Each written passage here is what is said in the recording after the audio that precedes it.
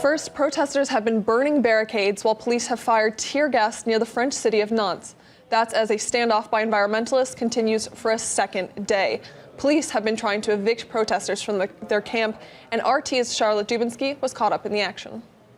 You can see that we've just had tear gas fired into this camp as they're trying to move the ZAD demonstrators away. And that's because just in the foreground, a bit difficult to see behind some of the smoke, are some of the structures that some people have been living in.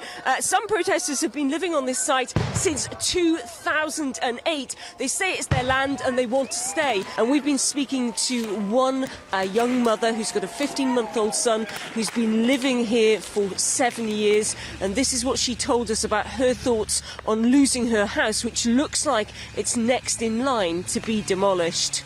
I think I'm pushing away any kind of real emotional attachment to the buildings right now. Maybe I'll cry later. But for me, we're all in this together, and crushing a building on the ZAD is crushing a building on the ZAD. I think I cried for Saint Nom, and I think I cried for Planchouette. And for me, it just means that we have less buildings for all of us together, and that's the shame. I don't think I want to particularly attach a sentimental attachment to these buildings just because I happen to live here. I have a 15-month-old child who lives here as well. He's not here right now because there's some horrible people throwing tear gas at us. Well, the tear gas has continued to rain down here on day 2. And just behind me, you can see that they're actually just soaring down a tree. Anything that they can do, they're bringing doors in now. Anything they can do to barricade themselves in from the police to defend this land that they say is their land to defend.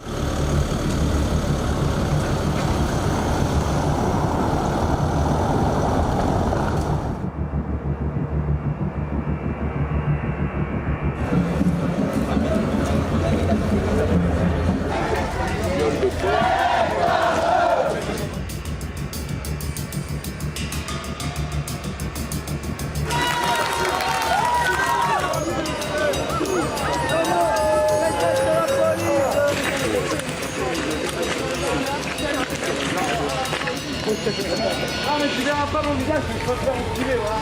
Salam, sale bâtard! C'est-moi nombreux! Et l'artillerie, ils étaient plus chauds! Police are just about 100 metres down in the distance, ready there and waiting for whether they're going to charge forward.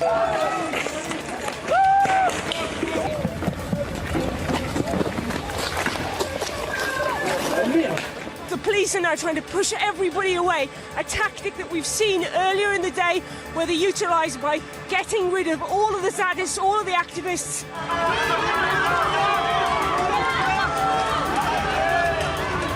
Well, the protesters are so desperate to hold on to this ground. There's one person behind me who's actually just grabbing at small pebbles and mud to be able to fling that at the officers. We actually saw some people flinging mud directly at officers yesterday. We're just going to try and get a little bit closer down. You might be able to see somebody there, one of the Zadist activists, throwing projectiles. This is bottles, glass bottles, plastic bottles, as well as bricks towards the CRS. And there you can see we're getting some things thrown back at them. That would be some tear gas going off there, Dan. You can hear it. It's quite loud.